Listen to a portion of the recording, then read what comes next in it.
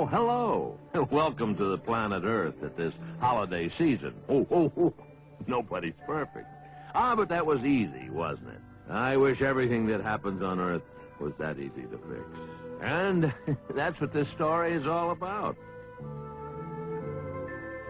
It's called, Yes, Virginia, There Is a Santa Claus.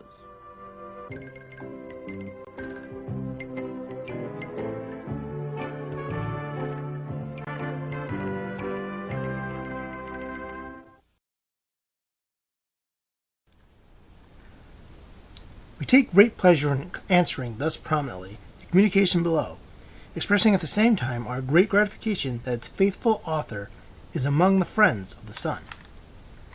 Dear Editor, I am 8 years old. Some of my little friends say there is no Santa Claus. Papa says if you see it in the sun, it's so. Please tell me the truth. Is there a Santa Claus? The date was September 21st, 1897. Francis Church, editor of the New York Sun, had a major task ahead of him. You tell every kid in the world that there is no Santa Claus and ruin Christmas for everyone, or tell her that there is and probably get laughed at by adult readers. We may never know the specifics of the events that led up to this letter, or Church's thoughts leading up to the reply. But here's what we do know.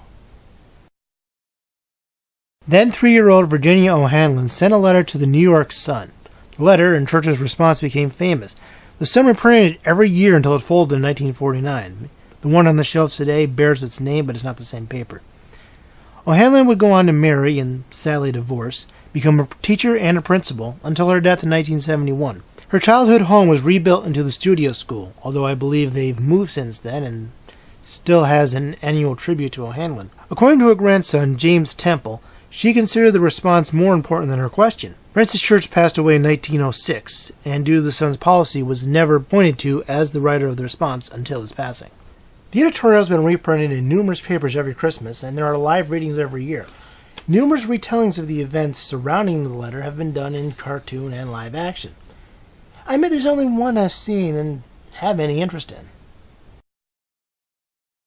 The others were killed for me by the advertisements. They focused on the visuals, from wacky hijinks to practically bragging with Christmas love us darn you. They're an hour or two long, which means more padding.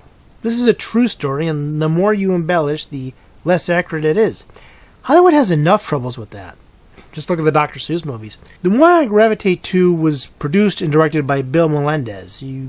If you've seen A Charlie Brown Christmas, you already know who he is. Like his later, more famous work, Melendez actually used real kids as voice actors rather than some famous voice-acting female. The most famous names you'll see attached to this are Jim Backus, who was as much a voice actor as the millionaire on Gilligan's Island. Theme singer Jimmy Osmond was famous at the time, maybe.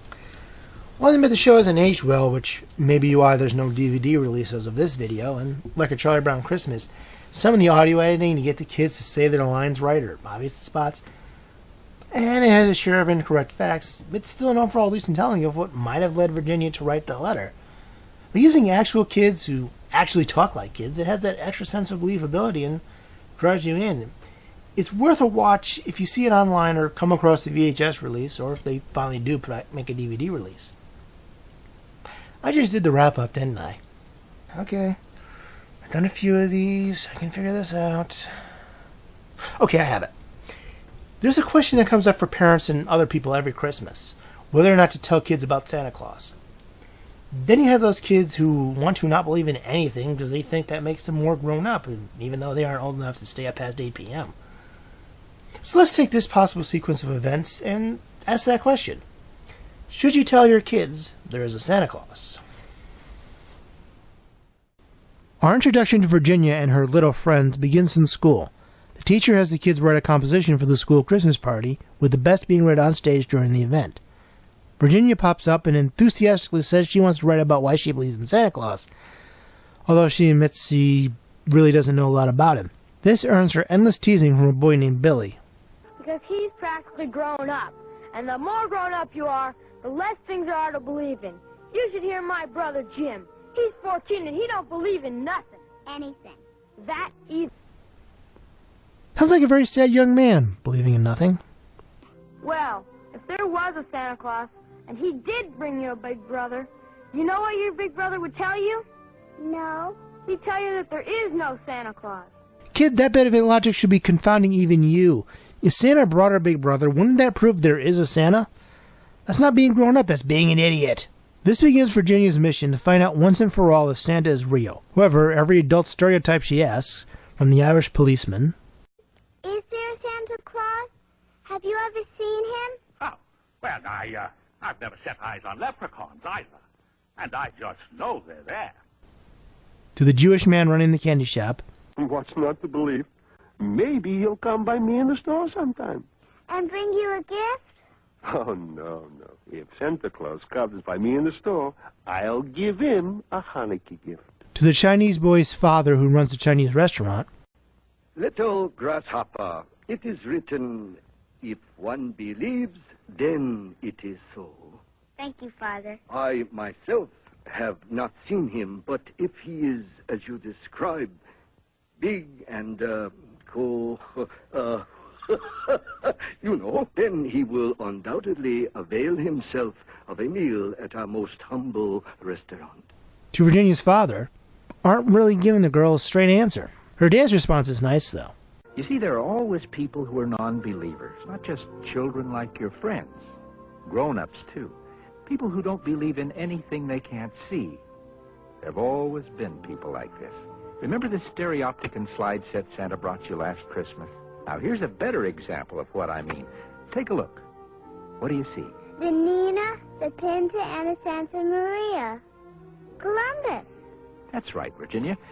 And how many people do you think believed then that the Earth was round? None, I guess. That's right. You see, just because most people don't see something doesn't mean it's not there. Think of all the things we've discovered in the last few years that the non-believers couldn't see, but someone believed. Like Mr. Marconi and the wireless. Or Thomas Edison and the light bulb. Or like Alexander Graham Bell when he invented the telephone. Do you know what his first message was? No. What? He said, Mr. Watson, come here, I need you. And bring Papa and Virginia. Dinner's ready. We're ready, Laura. Well, Virginia, have I answered all your questions? Yes, Papa. All but one. And what's that? Is there a Santa Claus? The paper boy, Tommy Keegan, suggests writing to the editor of the New York Sun for his opinion, which sounds right to Papa. I think that's a splendid idea. If you see it in the sun, it's so. That night, Virginia writes the letter and sends it off. And so the letter is off, and Mr. Church, despite his name not being attached to it, is about to experience a dilemma. As we go to commercial break, ask yourself this question. What would you say to an 8-year-old girl knowing that her Christmas, and the Christmas of at least every child, older, younger, and the same age living in New York City, not the entire United States, hinged on your answer? Yes, Virginia. Yes, Virginia.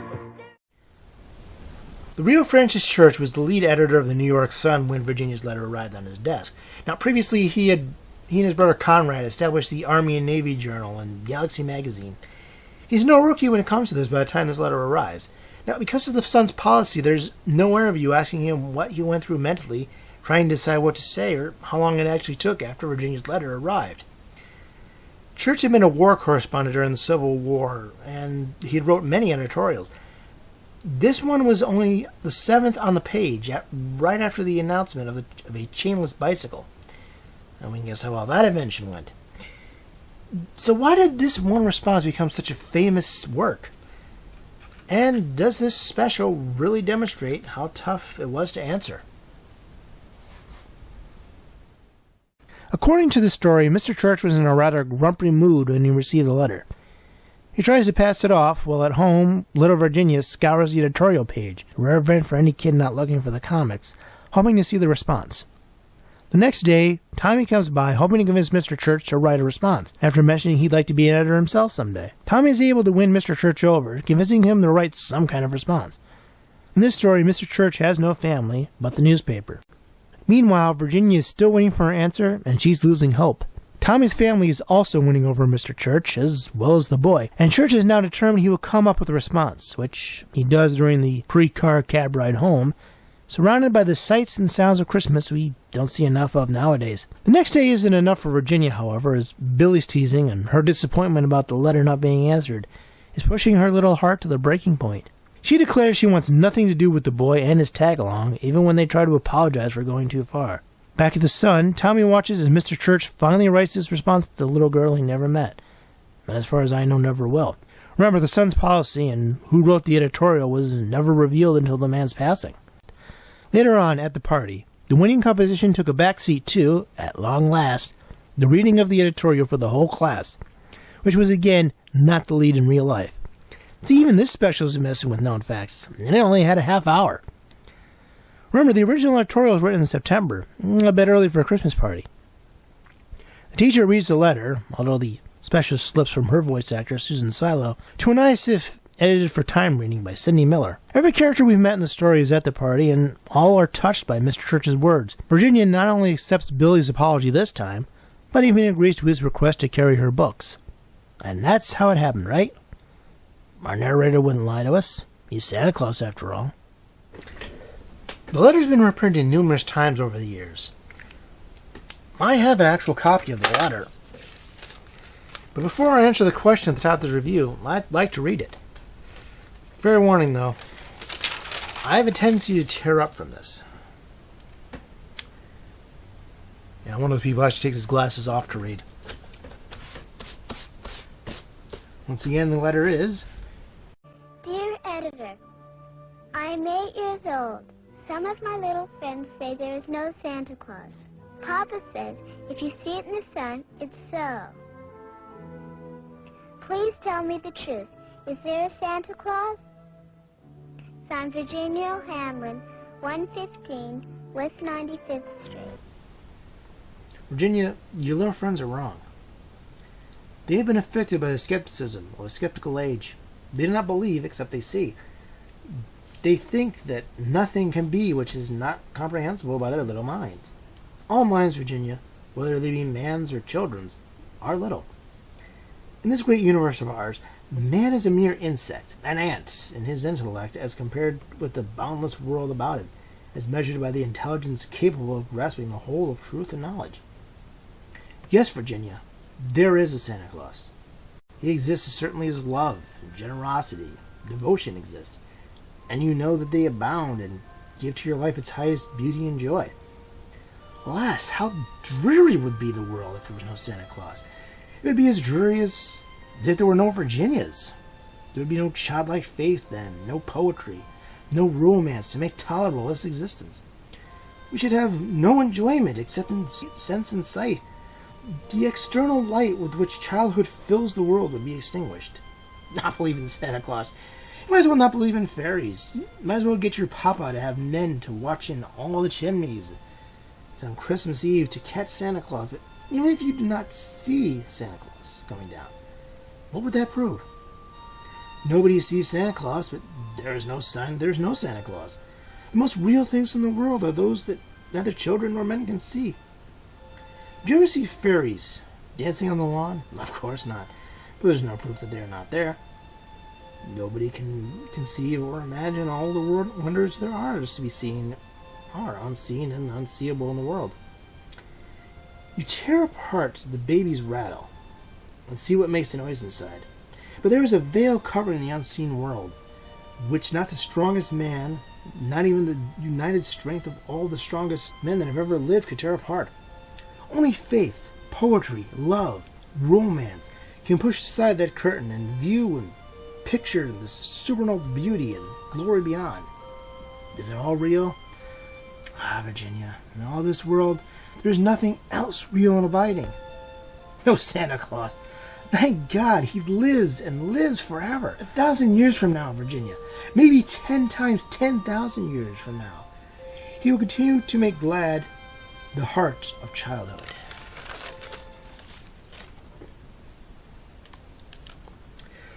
Now, if that didn't convince you that it is a good idea, let me try another angle.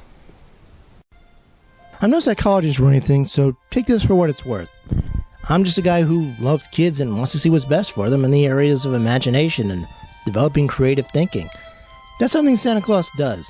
Trying to figure out how Santa can deliver presents all around the world in one night, or how he gets down skinnier chimneys or into places without chimneys, can create, depending on the child, imaginative or intellectual by kid logic ideas, promoting thought that would greatly benefit them as they grow older. Then there's the magical side of things.